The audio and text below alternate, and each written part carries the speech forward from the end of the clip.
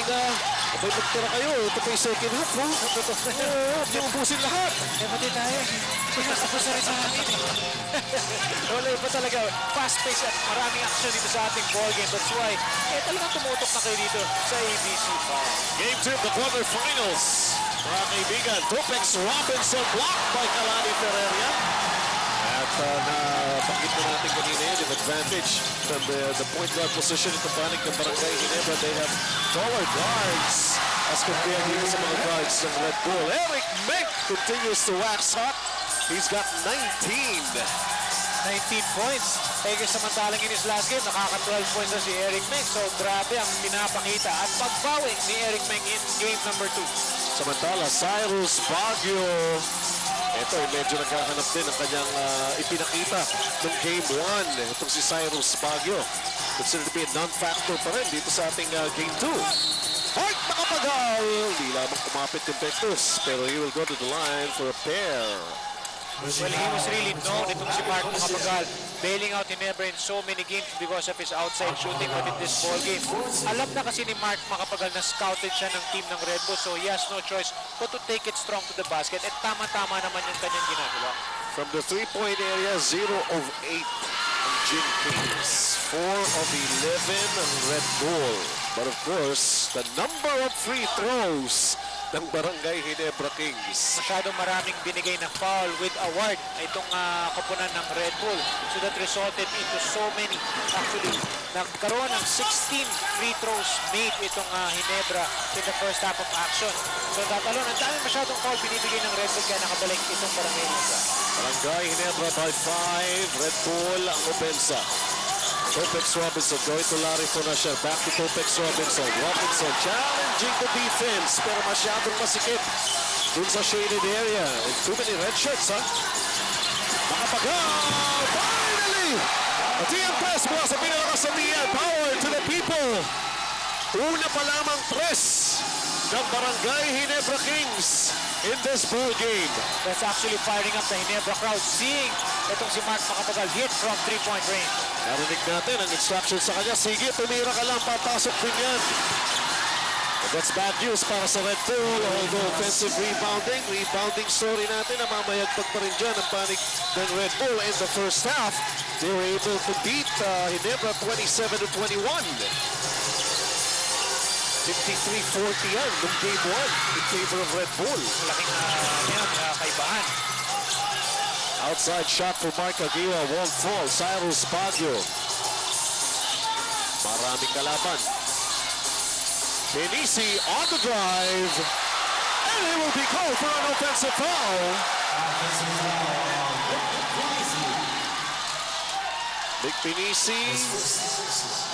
Kanina, inatawagan na rin ito ng technical alongside Irving Soto. Soto. Coach Shen Giao, of course, doesn't agree with the call. Yan po on your screens, mga kaibigan. Champions in the previous conference. The only crown missing among the championships. Well, right now, Mr. Tony Chua, nabigyan na ngayon ng technical foul.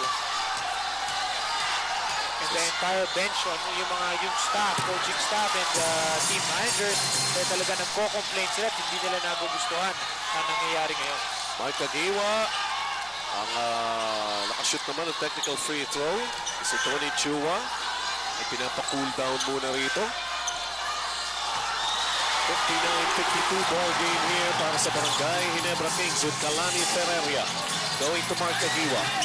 Aguila back to Ferreria. Shot. Aguila with defensive rebound and putback. Now even the little guys from Ginebra are the ones getting offensive rebounds. So mas aktibo-aktibo yung mga players ngayon ng Ginebra. 14 points, 5 rebounds para kay Mark the Spark. But he still sparked Barangay Ginebra Kings to tie the series here in the quarterfinals. Cyrus Baguio making some noise with that drive.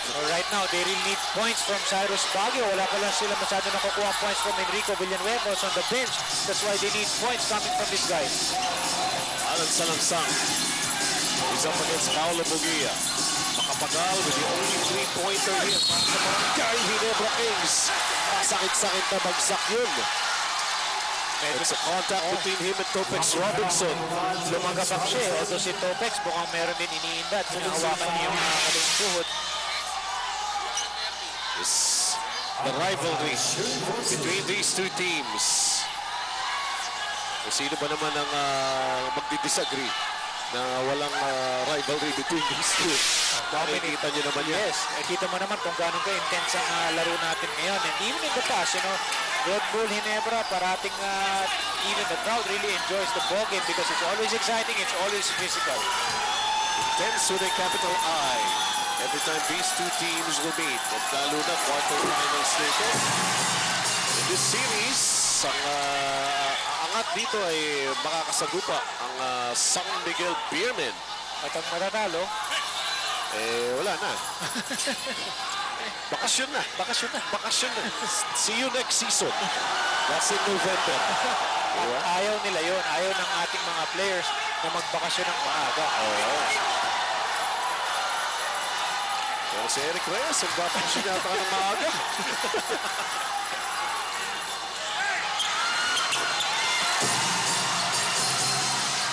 Ito po si Mark Macapagal, meron ng 9 puntos in this ballgame. Last time around, Macapagal only had 3, playing for 21 minutes. And that was in the first half earlier pala.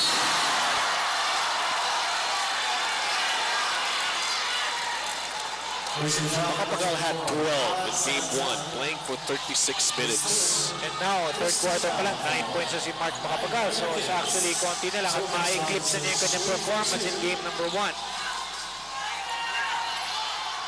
Topex Robinson is at the line. Nag-input na ba ang mga free throws ni Topex Robinson? Well, he made the first one, so that's a good sign. Tingnan natin kung masushoot ni Topex yung kanyang pangalawang free throw. So in this conference, he's like 19 of 34. Aba, nag-improve na nga. Nag-improve na. 2 for 2 for Topex in that last sequence. 63-56 lead here para sa Barangay Ginebra Kings. Third quarter of action. Alani Ferreria inside Eric Mick. Blocked from behind by Larry Forashel. Recovery on the part of Mark Kagiwa for the teardrop shot. It won't go, but he will be called for an offensive foul. He forced the situation. Very smart move by Mick Vinicius. Inabangan niya lang talaga yung impact ni Mark Kagiwa. At sabay pagsak naman siya at natawagan ngayon ng offensive foul si Mark Kagiwa. That will be 3 on Mark the Spark. He stays on the floor. Ang pinilitan si Alan Salangsang, ibinilik si Mike Holper para sa Gin Kings. Baguio from inside the key, won't go. Rebound, Kalani Ferreria. Here's Kagiwa, laban kay Cyrus Baguio. Almost 4 minutes gone by dito sa ating third quarter. At itong si Mick Pinisi, willing to give him another foul.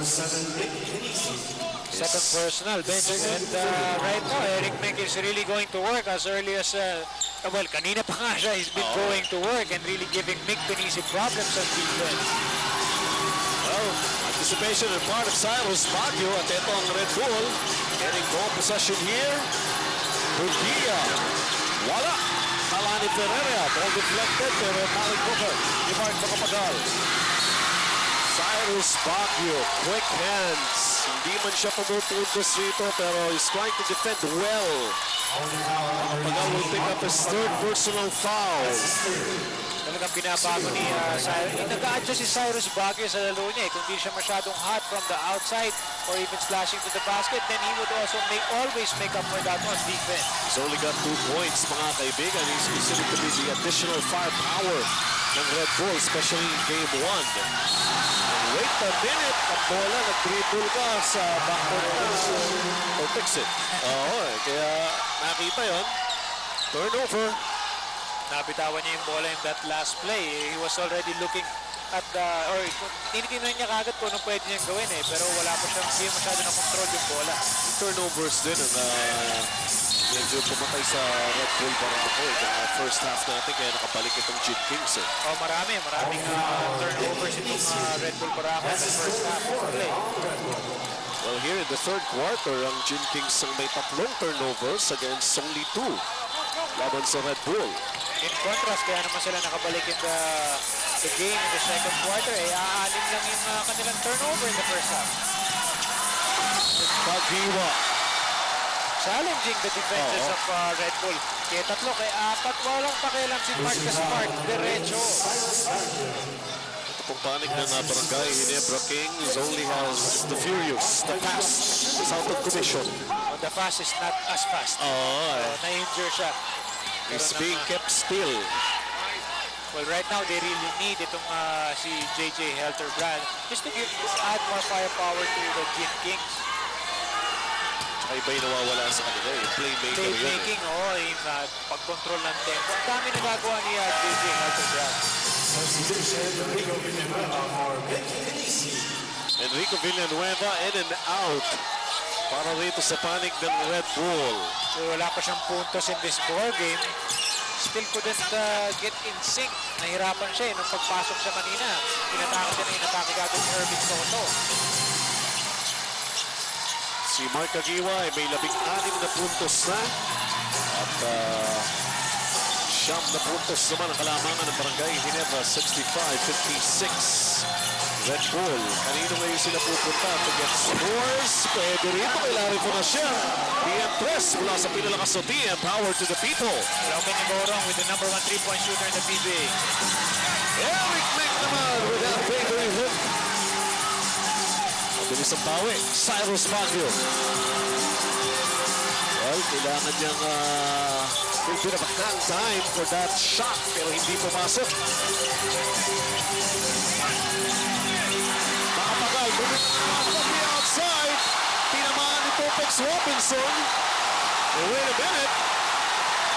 It's going to be a flagrant foul that will be called against Topex Robinson as Mark Makapagal was trying to hit the 3-point shot. He was fouled in the 3-point line.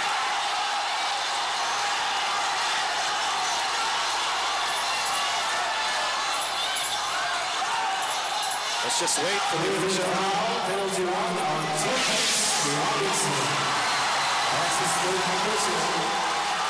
It's a flagrant foul, penalty 1 that was called on Topex Robinson. Right now, the Red Bull bench couldn't believe it, and even Topex Robinson, hindi na mapaniwalaan yung itinawag sa kanya. There are some cases na sinasabi, Eric, you have to give space para dun sa shooter. Especially, lalo na kung jump shooter yan, di ba? Kailangan may espasyo kayo ibibigay. Huwag ka masyadong madikit eh.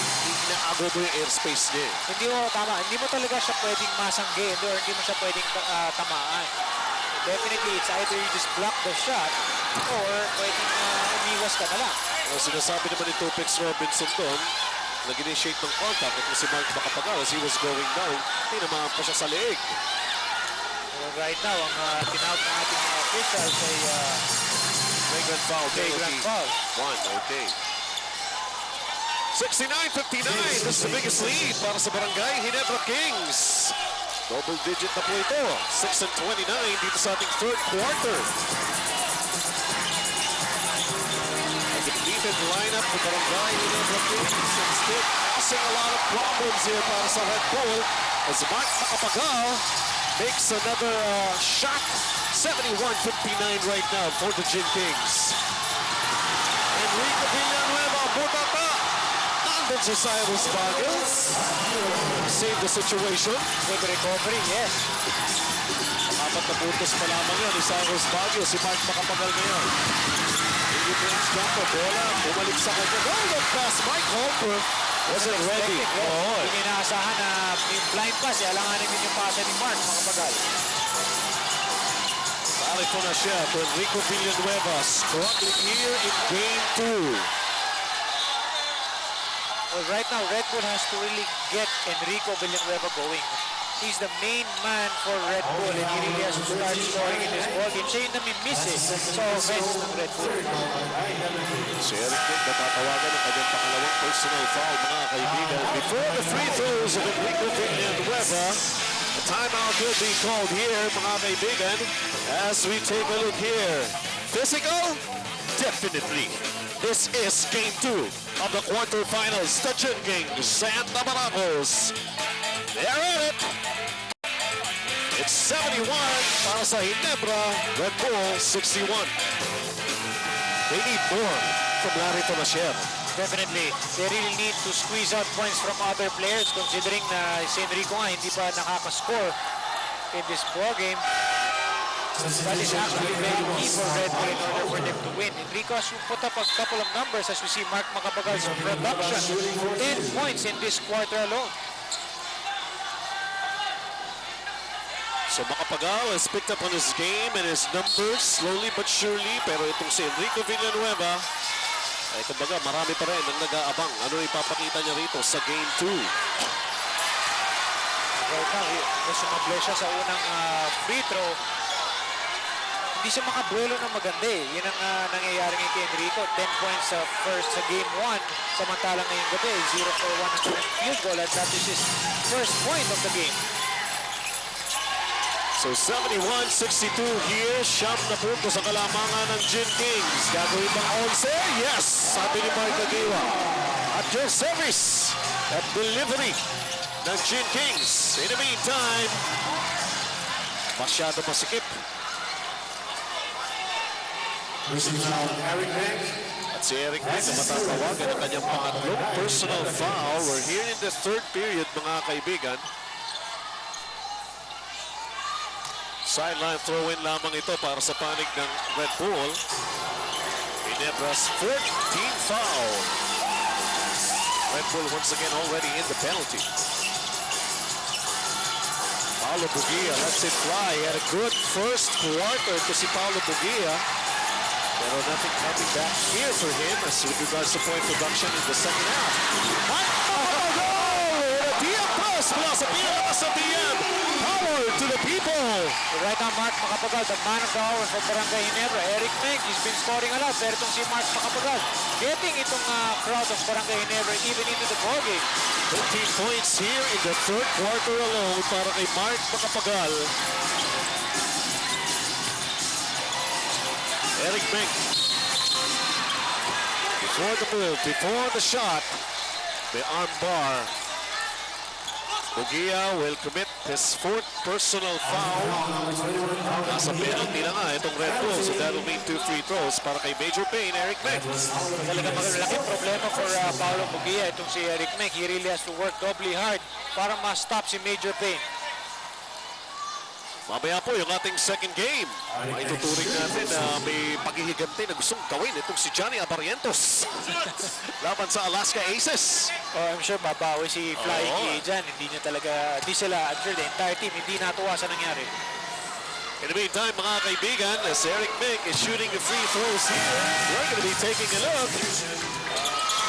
Ito naman si Eric Meg, nagdadagdag din ang kanyang mga numero dito sa ating ball game na ito. Eric Meg has 23 points. Leona Honda. Going to Larry Fonacier. Ang nasabi natin, Confide's quality player of the game. Yung maganda kay Larry Fonacier, hindi mo masyado napapansin pero nakakarami na pala siya. Silent worker itong si Larry Fonacier. Manny Ramos outside to Kalani Ferreira. Agiwa. Everybody touching that leather. Eto na si Mark Macapagal. The ball fake, pero supalpal ang inabot rito kay Enrico Villanueva. 4 seconds ang shot clock ngayon ng Gin Kings. Yan ang magandang ginagawa ni Enrico Villanueva. Hindi man lang ako makascore masyado, bibigyan ko naman ang aking team ng mga defensive gems katulad ng supalpal na nakita natin. Oo, tigilan mo naman. Umiscore yung palaban. Manny Ramos with a shot. Good boxing out on the part of Leona Honda to get that rebound.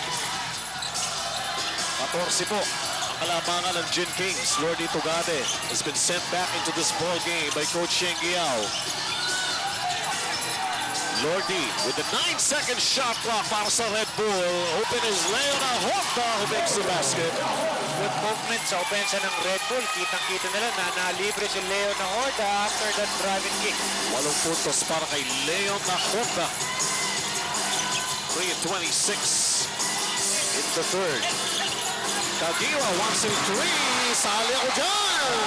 Wala pa si Mark Kagiwa na zone itong Red Bull. So sabi niya, libre ako sa labas, pupukol ko na. TM Tres mula sa pinalakas na TM power to the people. So yung dalawang mark been making their marks from the three-point area. Ito na naman. Kagiwa. Ilang pasan si Kagame. Naiwan yung bola. Pinalikan. Nakuha. Nakakuha pa ng foul laban sa Red Bull. It's a good break for Barangay Ginebra. Maganda rin pagkaka-crossover ni Marcus Fart, pero nawala yung bola sa kanya. Buti na lang, na-recover pa niya. And because of that foul, nasa team penalty na ang Red Bull. Mark Kagiwa will be shooting the free throws, but that will happen right after this break, mga kaibigan. Sure is one big third quarter para sa Barangay Ginebra Kings. 81-66. Kaya tayo, Eric, yung sunbig light natin, mamaya na mga alas 10 ng gabi yun. Medyo frozen na yun. Masarap inumin. 81-66, Barangay Ginebra leading at Mark Kagiwa tatagdagan pa yung kalamangan with a pair of free throws. Yan po performance si Mark Kagiwa. So we made mention, Red Bull has to control the production of Mark Kagiwa, bring him below in the 25. Huwag mong pa-score ng mga more than 25 points. 21 na yan, Eric. 21 na Pero ang 22 important, na. 22 na nga si Mark. 23. As he makes that second free throw. Pero yun na nga, no, ang problema ng Red Bull dito, ang dami nakakontribute. Gumawa si Mark Macapagal, gumawa si Eric Meng in this ball game. So, marami naging problema for Red Bull. Samantala, Holding foul number 24, Alan Salansang. it's a foul away from the ball. Si Alan Salangsang ang nakikita ng ating mga referees. Alam, Barangay Ginebra, mga kaibigan, it's only their 15th foul. Rodi Tugabe, halos tutukan ng tira, wala pa. And Alan Salangsang can't penetrate, goes to Mark Kagiwa. Open is Mark Macapagal. That one is short. Hinabol yung bola. Pero tapak na sa guhit.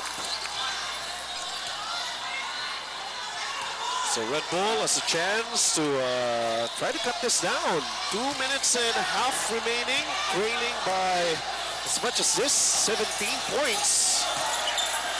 At nagkiklik na yung mga tres nitong panig ng Barangay Ginebra. Dalawa kay Mark Kagiwa, isa kay dalawa kay Mark Macapagal, isa kay Mark Kagiwa. Ano ba to? Sa Red Bull naman. Talaga sila makashoot. Lalapit na.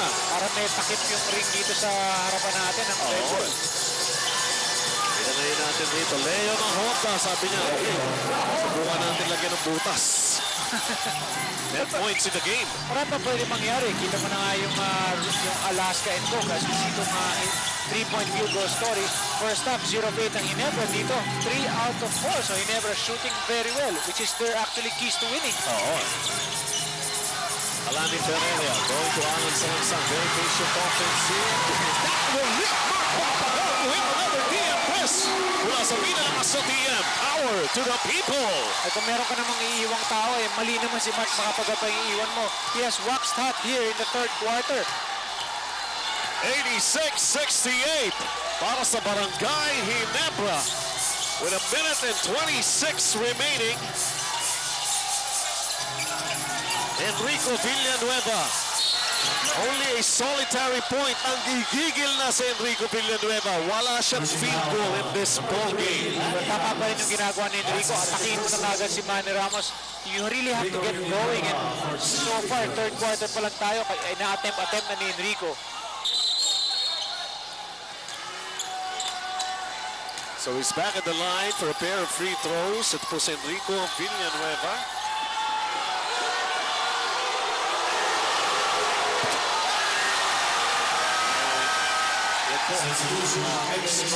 Nakikita natin parang ito kay Enrico Villanueva.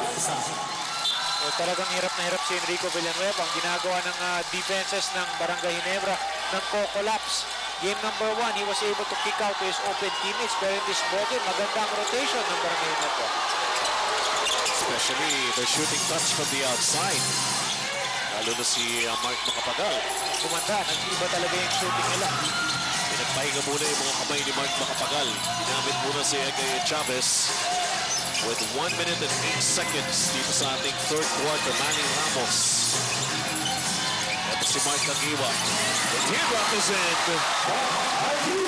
You know, he just fakes you. Akala mo talaga ilulusot niya, biglang ilolobo na lang niya. So hindi mo talaga malaman kung anong gagawin ni Mark Caguioa. 25 puntos para kay Mark Caguioa. Sino ang dapat tumao rito kay Mark Caguioa? Eric. Right now, walang nakakasolve sa offensive juggernaut ng ni Mark Caguioa and even in the team. Mas lalong lumalaki yung concern on offense itong Red Bull. Eh, bothered. Tutukan na natira, hindi pa pumapasok. Egay and Chavez inside with Eric May. Eric May block by Enrico Villanueva. Jyoti Valenzuela quickly to Lordy Bugade who will sail in to the basket. Kaya na kailangan ng Red Bull. They really have to keep running to put the pressure on Barangay Ginebra. 88-71. Barangay Ginebra. They have found their touch from the outside. Ito na, last shot time, Manny Ramos. The extra pass to Egay and Chavez! Anybody, kahit sino patrama for Ginebra, nakakascore na.